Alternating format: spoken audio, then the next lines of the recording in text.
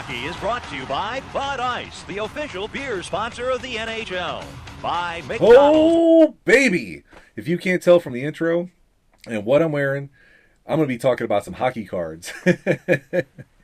And so, we've got Adam, Pins in a Flood for the win, Shane, Shoebox Legends, Rob, Buxton 6, Matt, a Most Adequate Collection, and then Jay, an Average Vintage Collector.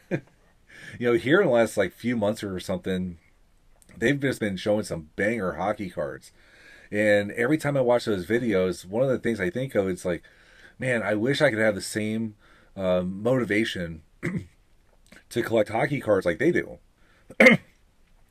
But there's just always something that just brings it down for me. And then a few weeks ago, I was on Justin, Go Crazy Card Collecting's channel, doing a video talking about team collecting, which was predominantly baseball and Cardinals, of course, and whatnot.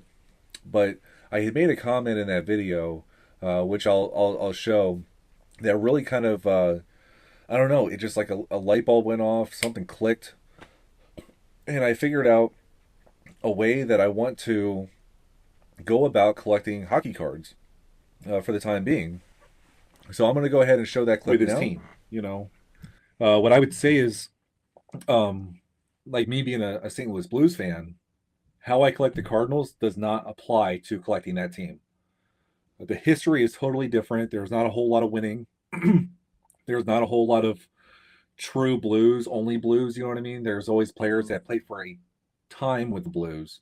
There's not a whole lot there's only one Stanley Cup, you know what I mean? The history of hockey cards is totally different than the history of baseball cards. All right, so as you can see there, one of the things is, it's just I cannot collect the Blues the same way that I collect the Cardinals. And once I spoke that out into existence, it was just I can't collect them the same. So I can't think about collecting hockey cards and what drives me the same way. And there are not a whole lot of true Blues. There's just a lot of great players who were once Blues.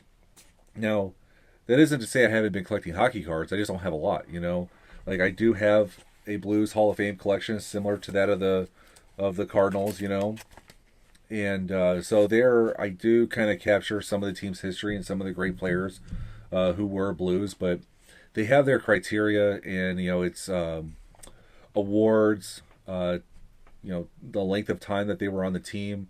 And so by those definitions, there's going to be a lot of great players who were Blues that are ineligible. Now, why the 90s? That intro clip came from 96 or so. And you see the sweater I'm wearing here, Chris Pronger sweater, was from the 90s. Is because that's the era in which I grew up, and I became a Blues fan and learned the game. And so that's the era that I want to target for now, because even looking up cards, the decade after was very, very much different. And then, of course, the preceding decades were starkly different, But the cards of the 90s were just so damn fun and so cool. Most baseball fans know that. I mean, with the technology insert era of the 90s, I'm telling you right now, what they were doing with hockey cards, holy cow. They were doing some really cool stuff with hockey cards. And so I'm having a lot of fun picking up cards, and for cheap. Holy cow, cheap. Kind of covering the spectrum of technology, so to speak. So anyway, with that being said, one of the cards that kind of sparked the decade to start with, and then just the theme of just fun, cool looking cards, was this Al McInnes card I already had. And you just see the design of it. It's just so damn fun. I mean, think of your inner child. Ooh, cool card. You know what I mean? Instead of, is it rare, scarce, expensive? Just, man, it looks cool. And of course, we know the Chopper was known for his slap shot. This one happens to be autographed. But, that's not why I think it's a cool card. It's just a cool looking card. And then I'm just going to go ahead and get right to the big one from the get. Once upon a time, Wayne Gretzky was a St. Louis Blue. And I've had this card for a while, and I remember buying these cards when I was a kid, but this 3-star selection from Collector's Choice. But I've had it because, one, it has my favorite player of all time, Al McInnes, on it. But then it also has Brett Hull, one of the greatest Blues ever, and then Wayne Gretzky. And just something, there's always been kind of a draw to have a just badass St. Louis Blues Wayne Gretzky card, because he's arguably the greatest hockey player of all time. Arguments can be made for Ovechkin and Gordie Howe, of course, but I'm not talking about that there, right here, right now. And he was once upon a time a St. Louis Blue, and I remember when he was traded to the Blues. Oh man, it was mind-boggling. That was during the Keenan era. Oh man, again, my feelings, my blood boiling. So anyway, using a trading card database, I went through those years of cards and looking at Gretzky's Blues cards. And there's the obvious ones, like the refractors. I know like Shane has the Topps refractor, which is a pricier card. And it's cool, don't get me wrong. I mean, that's a banger card, But and then Bowman has a refractor that looks really cool. But there's just something about this card. I think it is the coolest St. Louis Blues Wayne Gretzky card. And you see there's die cutting here, the SP die cutting there. You got the hologram. And what's hard to tell is the finish on the front of the card is different and a little bit glossier compared to the non-die cut version. This is the special effects. And then there's a holo view, which I'll get to in a second. But the I found this. And this card, from what I've seen, approaches like $100, but I got it far cheaper than that because the seller had it in some grading company called Champs. And of course I cracked it out. But I got this Gretzky card. And that's what kind of like started off with, finding a really cool card from the 90s of a great player who played for the Blues. But not only that, the seller sent me all of these. Again, that's the non-die cut version. Not taking out the top loader. Here's the SP base card. And I'll just go through these pretty quick. This top shelf insert from Topps. Score. And then you have the Score Dream Team. This is actually a pretty sick card. Fleer Ultra cool. I remember having this card as a kid.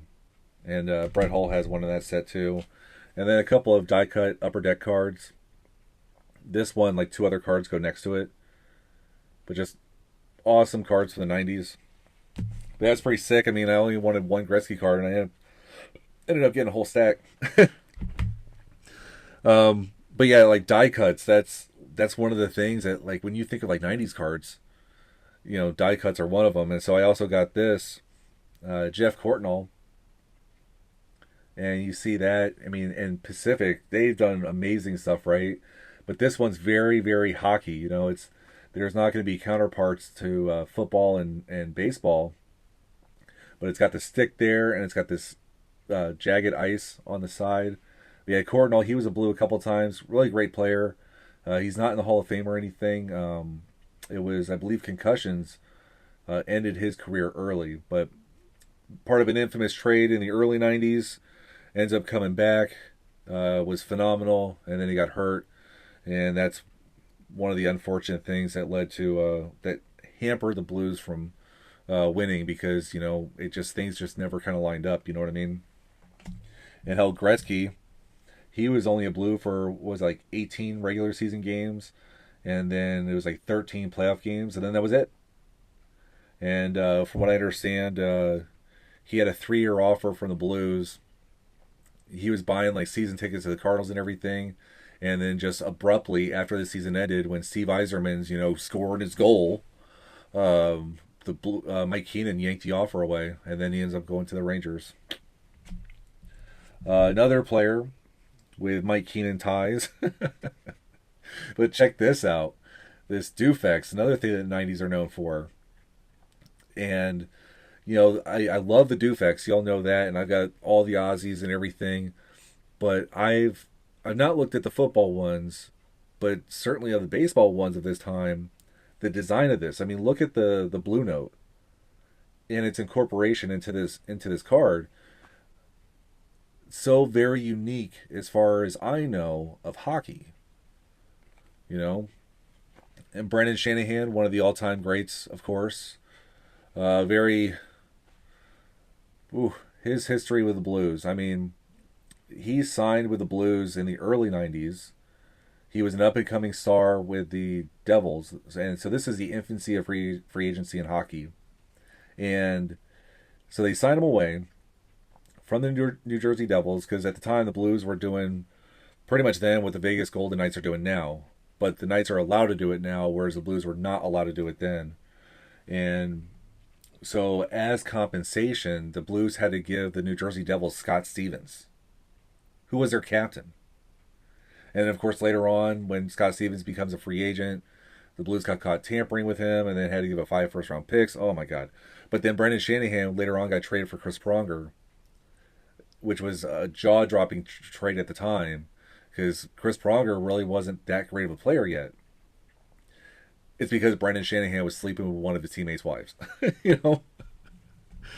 Oh, but you know what? He went on to go win a cup after the fact. Jerk. Anyway, here's another one. This is a Dale Hawerchuk. Summit Ice is the parallel insert of this. And, you look at it, shimmer and shine there.